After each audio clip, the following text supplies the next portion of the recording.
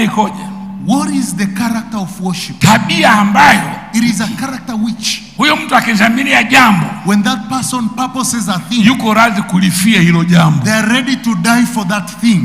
Ndio anayotafuta. That is what he is seeking.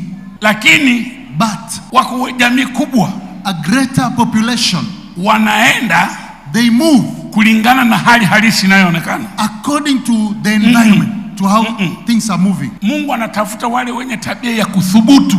God looks for daring people. Watu wanathubutu jambo ambalo wengine wamekataa kulifanya kwa sababu ni hatari.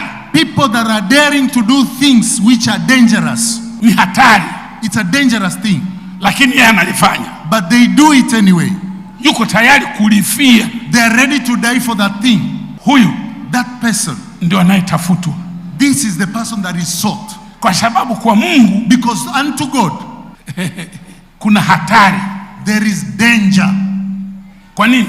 Why? Kwa sababu yeye mwenyewe amesema, because he has said, hakuna mwenye mwili, no one that has flesh, atakayeniona, that can see me, ataishi and live. Sasa kuna watu, now there are people, wako tayari kufa, they are ready to die, ili wakutane naye, so that they may meet him.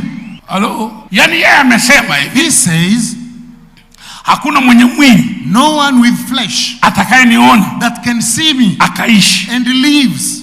Halafu mtu, and a person, anafunga safari, they go for kwenda kuonana naye, to go and meet him, ambaye amesema ukiniona unakufa, who has said when you see me you lakini die, jamaa linaenda likafia hapa. but this person goes to die there. Huyo ndo anayemtafuta. That is the one God is seeking. Hii ni Fata TV.